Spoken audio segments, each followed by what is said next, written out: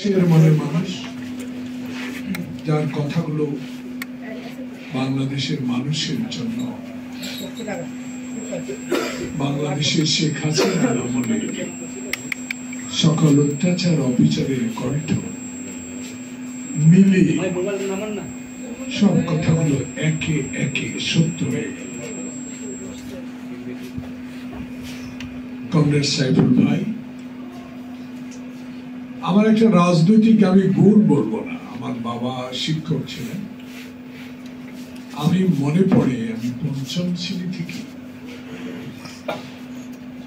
খুব দুরন্তর বাবার ছেলে ছিলাম। রাজনৈতিক অঙ্গনে কোন পলিটিক্যাল লিডার যদি নোয়াখালী চৌমুহনীতে যেত, আল মুজাহিদি সাহেব এখনো বেঁচে আছে,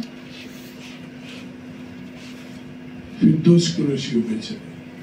আমি রাজনৈতিক অঙ্গনের একজন ক্ষুদ্র ব্যক্তি, চেষ্টা করেছি শর্তহীন কারো কাছে আল্লাহ ছাড়া এখনো মাথা নত করিনি। বিশেষ করে দুর্নীতির কাছে আমি এখনো মাথা নত করিনি। আমি 5 বার এমপি হয়েছি,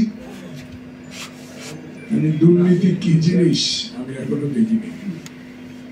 আমি 5 বারের এমপিতে আমি একবার কোনোদিনও থানায় যাই, যে সরকারের আমলে হোক বিরোধী দলে ইউএনএ অফিসেও আমি কোনোদিন যাই। 16 বছর পর এবার উপজেলার পাশে দিয়ে যাওয়ার সময় তাকিয়ে দেখলাম অসংখ্য আইন শৃঙ্খলা বাহিনী দুদিন আগে সেনাবাহিনী প্রবেশ করছে। আমি দাঁড়িয়ে জিজ্ঞেস করলাম, স্যার আজ থেকে অনেক সেনাবাহিনী 300-250 ভালো। কারণটি এই জন্য বললাম, সাইফুল ভাইয়ের পক্ষে কথা বলার জন্য একটি যুক্তি উপস্থাপন করতে চেয়েছিলাম। আমেনা বেগম যখন আওয়ামী লীগ ছেড়ে দিল, শেখ মুজিবের কারাগারে যাওয়ার পরে দায়িত্ব পেলেন, ছেলেও দিলেন। তখন আমরা বাসে আসতে হলে দাউদকান্দি মেঘনা 2টা ফেরি পার হতো। এখন যে রাস্তাটা অনেক চওড়া বললেন, সেখানে আসতে একটা প্রাইমারি স্কুল, বিকাল বৃষ্টি পড়ছিল, ছোট্ট একটা মুড়ির বাসে আমরা আসতেছিলাম। তখন দেখলাম অনেকগুলো মানুষ, আমেনা বেগম বক্তব্য করছে, নেমে পড়লাম, শুনলাম। কিন্তু আমাকে ফকিরাপুর পানির ট্যাঙ্কের কাছে একটা ম্যাচে আমার ভাই থাকে, মানে আসতে আসার পথে কিছু পাইনি, হেঁটে চলে। তার একটি কথা বলে আমি খুব অল্প সময়ের মধ্যে সভাটা শেষ করি। উনি বলেছিলেন যে বাংলাদেশে পাকিস্তানের বিরুদ্ধে আমাদের অভিযোগ নেই, মানে পাকিস্তানি কর্মকর্তাদের বিরুদ্ধে আমাদের অভিযোগ। পাকিস্তান হইল আছে, কিন্তু লুটপাট করবে ওয়েস্ট বেঙ্গলের লোক, আর ইস্ট বেঙ্গলের ইস্ট পাকিস্তানের লোক, এটা দোষী হবে, এটা হয়। আমরা তাই ওদের বিরুদ্ধে। স্বাধীন করলাম দেশ, শেখ মুজিবের বিরুদ্ধে আমাদেরকে কথা বলতে হয়েছে। স্বাধীনতার সপক্ষের লোক শেখ হাসিনার বিরুদ্ধে আমাদের কথা বলতে হয়েছে। 1 মিনিটে যারা গণতন্ত্র হত্যা করে বাংলাদেশে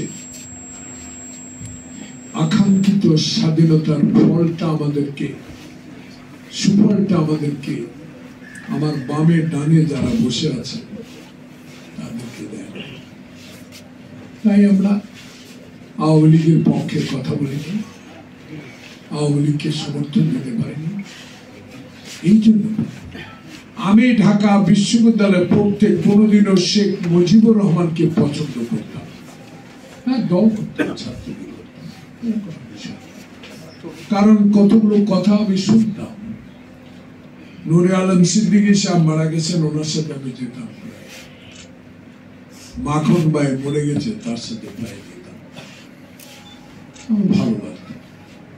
তার প্রমাণ হলো উনি বন্দিদশা থেকে এসে যখন পার্লামেন্টে নিজের দলকে হত্যা করে, গণতন্ত্রকে হত্যা করে, সকল সাংবাদিকের স্বাধীনতা হরণ করে, সকল পত্রিকা বন্ধ করে দিয়ে নিজের মনের মতো কয়েকটি পত্রিকা চালু রেখেছে, সেটি আজকে উঠিয়ে দিচ্ছেন রুরাল জার্নালিস্ট ফাউন্ডেশন, যে আমরা পত্রিকার লেখনের স্বাধীনতা চাই, সাগর রুনি হত্যার বিচার চাই, আমরা বাঁচতে চাই, আমরা কথা বলতে চাই। আজকে ইতিহাস অনেক বলার প্রয়োজন নেই, অতীত অতীত। আমি একটা রেকর্ড অনেকদিন পর আমার টেলিফোনে একজনে পাঠালো, আমার মনে হতো পার্লামেন্টে আমি বলছিলাম, যখন খোকাকে আমাকে প্রথম 96 সালে গুলি করে যাত্রাবাড়ি ব্রিজের উপর, নোমান আমি খোকা রক্তাক্ত অবস্থায় পিজি হাসপাতালে ভর্তি হই, তখন সংসদে দাঁড়িয়ে একজন বলেছিল গরুর রক্ত, ছাগলের রক্ত মেখে ওরা হাসপাতালে ভর্তি হয়েছে।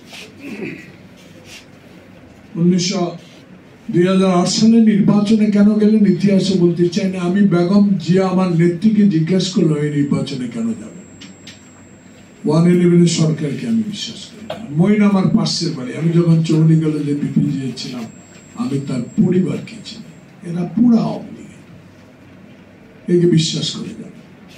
উনি আমাকে একটা কথা বলেছে, কথা কম কাজ বেশি, নির্বাচনে যাব, সামরিক শাসকদের এই প্রশাসকদের এই জরুরি অবস্থা প্রত্যাহার করার প্রয়োজন, নাহলে জনপ্রতিনিধিরা কোনো ক্ষমতায় আসতে পারবে।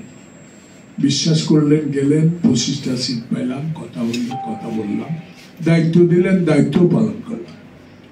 এখন মারা গেছেন সারা খাতুন, মনে হোম মিনিস্টার ছিলেন, সেখানে উনি একটা কঠিন বক্তব্য দিলেন। তখন আওয়ামী লীগের সাধারণ সম্পাদক আশরাফ পাইজি ফেলানিকে গুলি করে তার কাটায় ঝুলায় রাখলো। তখন আমি পয়েন্ট অফ অর্ডারে দাঁড়ালাম, আব্দুল হামিদ সাহেব স্পিকার, ফ্লোর দিবে না, চিৎকার দিয়ে দাঁড়াইয়ে দিলাম, বসেন, বসে যাই, স্পিকারকে মানতে হয়, আপনি বসেন, বসে যাই, আবার দাঁড়ান, ফ্লোর কিন্তু এত শক্ত কঠিন লোক, তুমি বুঝতে পারে কে কি করবে। তবুও দাঁড়ালাম, শেষ মুহূর্তে দিল। দেওয়ার আগে আবার হাত তুলে বসলো আশরাফ সাহেব, তখন সাধারণ সম্পাদক আওয়ামী লীগ। উনি বলল, আমাদের অনেক সদস্য মনে হয় জাতীয় পার্টি সভাপতি আন্দালি, উনি তার আগে একটা প্রশ্ন একটা নোটিশ দিয়েছিল যে ফেলানি লাশ কেন, বর্ডারে গুলি কেন। এটা উত্তর উনি বলেছিলেন,